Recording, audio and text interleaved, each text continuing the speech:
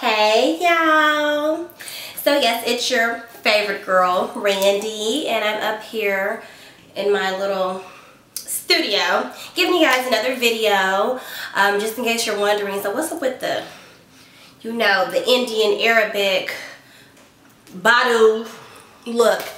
Boyfriend said I look like Indian. I'm like, looks like Randy.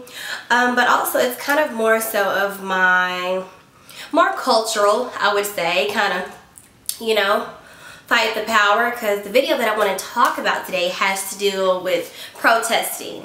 And, I kind of felt like this somewhat of ensemble just kind of, it has more of a significance behind it than just me trying to be fashion forward, for lack of better words. But anyway, so I want to talk about protesting. So I want to say about 2 Fridays ago, not last Friday, but the last Friday, I went to my very first protest. Now, I want to keep it 100 with you people, with you guys, you gals, everybody and their daddies and uncles and cousins and so forth. I was not really for protesting before I went to this protest. And let me explain that in a sense that I didn't mind anybody else who went to go protest and so forth. Like, I supported them, but me, myself, physically, I won't for it. And I was like, no. And I'll be honest, I let the media kind of get to me. Like, I see people getting pepper spray, getting tear gas, getting arrested. I was like, baby, I ain't got time for that. Very selfish thoughts, I'll be honest about it. And I was just like, yeah, girl. Like, my roommate was like, yeah, I'm going. No, I prefer to fight for justice through voting and petitions. And so, I was just really against it. And looking back at it, it was just strictly ignorance. I think I was just scared and too concerned about myself. You know what I'm saying? So in any event, my boyfriend's friend, Nikolai, was talking about a protest that was in downtown Dallas, and he was looking at me, and my boyfriend was inviting me to go, and I was like, no. And, it kind of turned into like a little argument, because he was just like, but you go vote, and, there's your vote count and all of this kind of jazz. And, it was just the back and forth. I was like, you know what, forget it, fine, I'll go to this protest, whatever. It ain't going to change nothing. It's not going to change anything. This is a waste of my time. These are really my true thoughts. So, once I got there, though, when I tell you that my whole thought about protesting changed completely. Now, in all honesty, I was a little timid. I was a little scared. It was very unfamiliar with me. But as we continued to chant and march, like a feeling of, it was a sense of calmness. Like, you know what? This is so much bigger than me. I am fighting for people who could not fight, who could not be here, who has lost their lives. And so just to bring you guys up to speed, the reason for the protest is, if you all have noticed, lately here in media, on the news, radio, and so forth, there seems to be a rise of police brutality against African Americans, mostly men. Now, I'm sure as most people really know, it's been going on, but because we're in this whole new revolutionary period where smartphones, cameras, all of that kind of stuff, we video it, we send a message, and we can put it anywhere all over the media, over the net. So it seems like it's been more heightened because we're catching this stuff on film. So we're protesting because it needs to come to an end. And so, like, some of the chants that we would say is Black Lives Matter, or no justice, no peace, no racist police. We also was like, I can't breathe. And as you're chanting those things and you're walking, I found myself really thinking about the individuals who lost their lives. Black life that was lost. Somebody choked to death, could not breathe. No justice, no peace. Officers getting no indictment. You know what I mean? It's like it really started to stick in with me, because I really thought about the families. As you all may know, Trayvon Martin and his family, he was killed by a white man, walking down, had no gun, walking on the street, didn't have a weapon or anything like that. The Mike Brown situation, with his hands up, don't shoot, got shot down by a white officer, didn't have a weapon.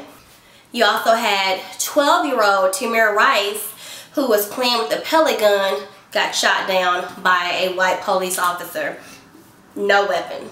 You know, and the list goes on and on. So as I was marching, I was thinking of the victims who can't march because they're dead. I thought about the families who's hurting over this loss and no justice being served. Like, I found myself basically getting over myself and realizing it is so much bigger than this. And I realized, looking back and, you know, looking on the news and all the protesting, the whole purpose of protesting is to bring awareness. Because once something is made a big deal and proportionized, everybody is looking. Everybody's paying attention. It's becoming not something you can just kind of sleep off or whatever, ignore. Like, it's becoming real. It's in your face. And when it's in your face and everyone is talking about it, a change has to come. And in most cases, the change does come. So I have to look at it like, take the look from, oh, I'm just walking down the street. I'm just rallying. Tomorrow we're going to be back on Facebook talking about what old girl had on, what we doing this weekend. We're going to forget about it. But that's not quite true, which is why we have to continue to protest, continue to speak our voices so that we can be heard. We are not silenced. We're not muffled by the justice system. That justice is really served, you know? So, and to think about that, to add on to that, I started really thinking about, like, our ancestors, like Martin Luther King.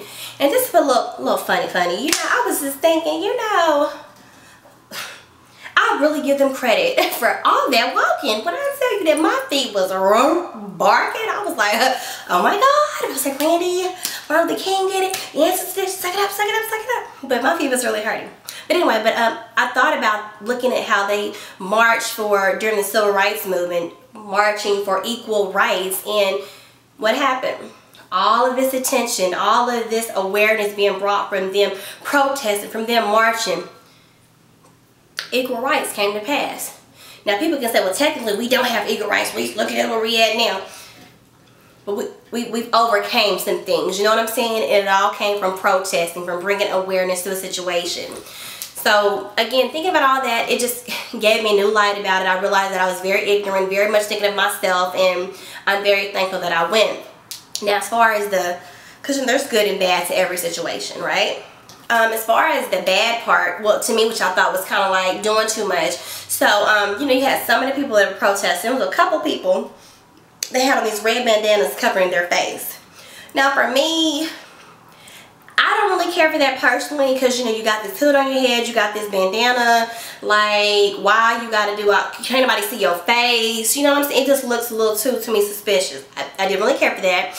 And what I had to, you know, try to find myself to not be judging, because I don't know, these particular men, I consider them to be radical, because they were, no justice, no peace. Like, they was very, very much into it, which, I mean, it's either somebody was maybe personally affected, or that could have been them, or in some situations some knuckleheads look for an event so they can act an ass. You know, oh, this is my camera, lights, TV everywhere, you know what I mean? So it's kind of hard to kind of filter, but nevertheless I just tried to kind of keep my distance. I feel like the police was looking at them too. Any event, as we're marching downtown Dallas, the police are basically escorting us throughout downtown, and some parts they were barricading off so that, you know, we were interrupting traffic, but make sure that we were safe. Well, I guess one lady and a beetle, you know, that slug bug, red slug bug, orange, and that little beetle bark, yeah. Anyway, I'm gonna assume she tried to hurry up and beat us coming, but she got stopped by the police. So here we are parading forward, and here her car is like in the middle of the march that we're doing. So we end up walking around her, you know, around her car, and to keep marching forward. Well, one of the guys with the red bandana, which I felt like this was just too much. Like, I felt that she was timid because, you know, she's on her phone texting, looking down like she didn't want to make any eye contact, which is a white girl, you know. Not that it matters. We had white people protesting too, and they was more crunk than me. But in any event, but one of the guys with the red bandana, he's like, yeah, Black Lives Matter, no justice, no peace. And I'm just thinking, like, get your, what? See, that's doing too much. You know what I mean? Just people need to pipe down. Out of just that, if I take that out, it was a peaceful protest. I felt like the police, you know, I was intimidated because there was so many of them over there. They looking and staring, and I just feel like, I don't know, back in my mind, I'm like, oh my God, they're ready to jump. So I found myself getting uneasy at times, but then I, you know, stopped and think about the victims, the families, and the bigger picture. And you know what? No, we need to bring awareness. As long as you just be peaceful, don't try to bring no drama, you are fine. And one of the things I noticed, or I realized, the other day we were talking about, it looks like the key in protesting, you got to keep moving, because what we noticed, as soon as you like stop moving to rally up, it kind of appeared like the police were getting ready to, all right, time to shut it down. You know what I'm saying? It seemed that way, so I guess the key was to keep protesting. But all in all, to go ahead and wrap this video up, I'm just glad that I actually went.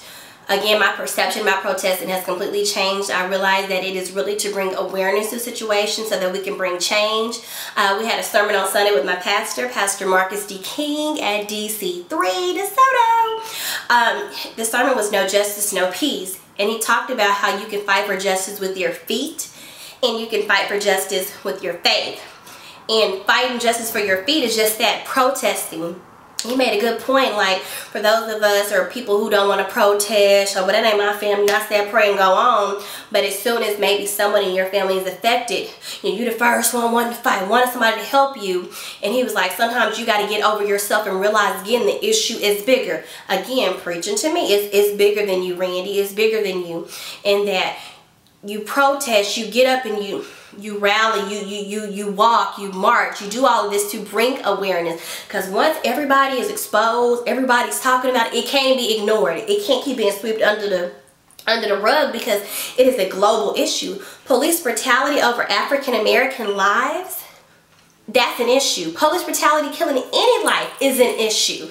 And the reason we're doing this, we want to protest so we can bring awareness, so this can come to an end, so that it can stop, so that changes can be made, lives can be saved. And on that note, when people say, well, Black lives matter, what about white lives?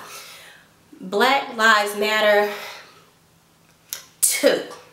That's really what that means. It don't mean just only black lives. Black lives matter too. Anybody losing their life to police brutality is unnecessary. It is ridiculous. And we have to bring around awareness so that we can bring around change. Bottom line, point blank. And when he talked about the justice of your feet, no justice, fight for justice with your feet, to protest, to be peaceful, to get it out, a change is going to come. He even used an example in the Bible. It was a parable of a lady who was going to the king every single day, asking for justice. And the king was basically like, get on around here. Ain't nobody listening to you. Ain't nobody got time to hear that. Every day you give me the same old thing. Yeah, she kept giving the same old thing. But you know what? That didn't stop her. So she kept on coming. She kept on coming. And finally, the king was like, you know what? Here's your justice. Your justice is served, so you can leave me alone.